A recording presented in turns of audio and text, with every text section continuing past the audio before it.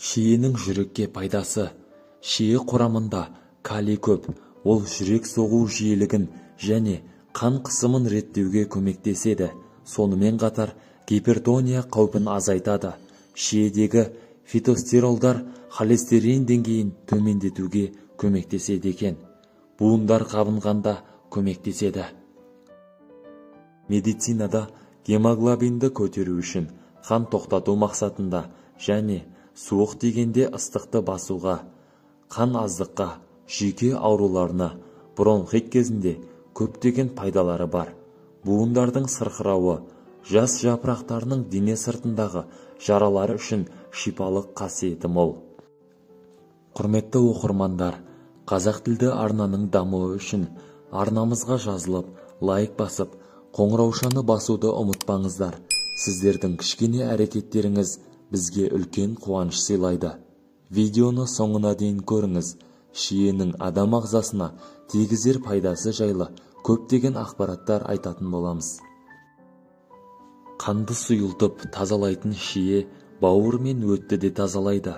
Бүйректердегі зиянды заттардың шығуына көмекші болады.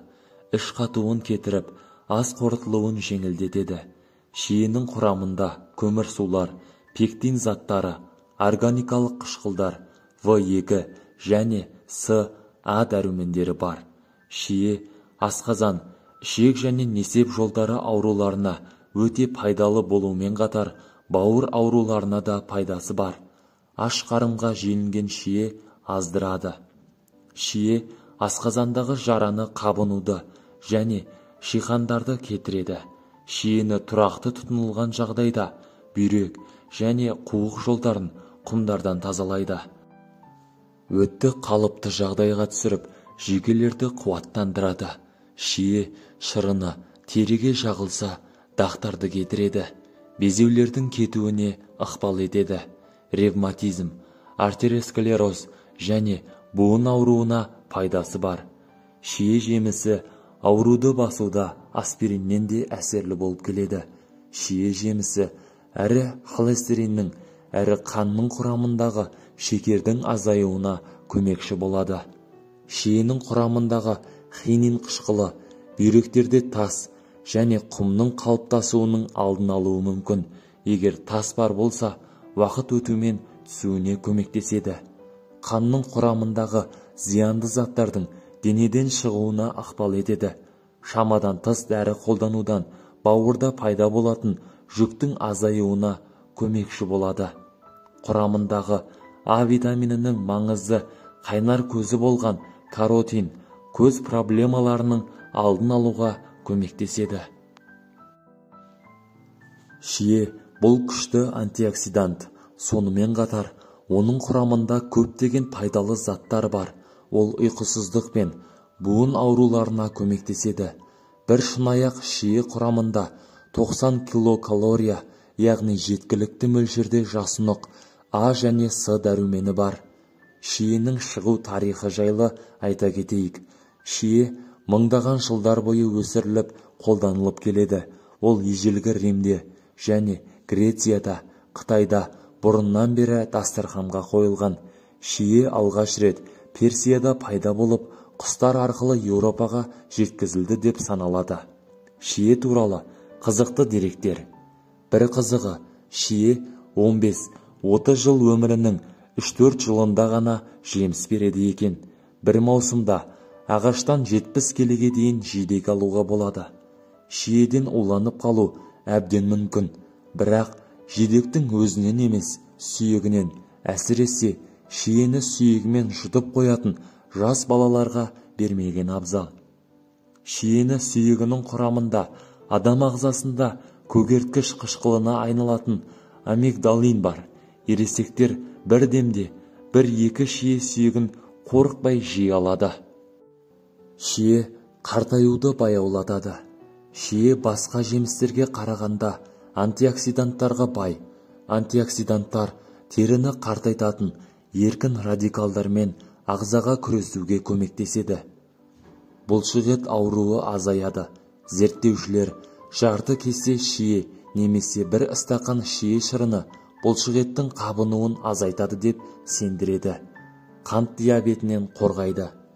Шиенің гликемиялық индексі 22-ге тең.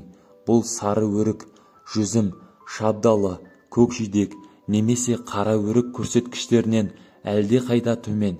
Сондықтан шие әсіресе қант диабетімен ауыратындар үшін жеміс-жидектердің ішінде ең жақсы таңдау болып табылады. Шие дұрыс ұйықтауға көмектеседі. Шие мелатониннің, яғни адамның ішкі сағатын басқаратын ұйқы гормонының жалғыз табиғи көзі. Сондықтан шие шырынын оянғаннан жарты сағаттан кейін және кешкі асқа 30 минут қалғанда ішсе өте пайдалы болады. Осылайша мелатонин гормонының өндірісі арта түседі. Инсульт қаупін азайтады. Шие бәліші жүрек тамыр жүйесін нығайтуға септігін тигізеді. Антоцианттар бұл шиеге қызыл түс беретін, рецепторларын белсендіретін, глюкоза алмасуына қатысатын, гендерді реттейтін пигменттер. Осылайша холестерин деңгейі, қан қысымы және қант диабеті төмендейді. Подагра қаупін азайтады. Шиені тұтыну подагра шабуылының қаупін 35%-ға төмендетеді. Бұл тұжырымды Бостон университетінің профессоры Юцин Чжан 633 науқасты тексергеннен кейін жасаған екен. Шие жүрекке пайдалы. Шие құрамында калий көп. Ол жүрек соғу жиілігін және қан қысымын реттеуге көмектеседі. Сонымен қатар гипертония қаупін азайтады. Шиедегі фитостеролдар холестерин деңгейін төмендетуге көмектеседі екен. Аспирин дәрісін алмастырады. Ғалымдар шие құрамында аспириндегі ұқсас қабынуға қарсы заттар бар екенін анықтады. Бір дәріні 20 жидек жанама әсерлерінсіз алмастыра алады. Буындар қабынғанда көмектеседі. Шие шырынын 3 апта бойы күніне 2 рет қабылдағаннан кейін ісінген буындардағы ауырсыну айтарлықтай азаяды. Қатерлі ісікке шалдығу қаупін азайтады. Шие құрамындағы заттар майлы тағамдарды дайындауда канцерогендік химиялық заттардың түзілуін азайтуға көмектеседі. Қояншық ауруына ем болады. Қояншық ауруына емдік дәрі болмаған кезде дәрігерлер науқастарға жазда шие жидектерін жеп, ал қыста шие жапырақтарынан қайнатпа ішуге кеңес берген екен. Бұл ұстамалардың саны мен қарқындылығын төмендетеді. Шиенің жүкті әйелдер үшін пайдасы. Ежелгі бір нанымға сүйенсек, жүктілік кезінде шие жеген әйелдер сау балаларды дүниеге әкеліп отырған. Шие жүрекке жағымды әсер етіп, артық салмақтан қорғауы, әрі қартаюды баяулатуы, шие сүйетіндердің жас көрінуіне ықпал етеді. Сол себепті шие маусымын жіберіп алмаңыз. Достар, қандай ем қабылдамас бұрын ең алдымен дәрігер кеңесін алғаныңыз дұрыс болады. Өз денсаулығыңыз өзіңіздің қолыңызда.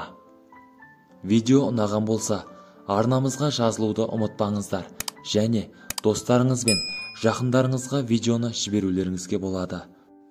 Денсаулықтарыңыз мықты болсын. Ешқашан ауырмаңыздар. Сау болыңыз.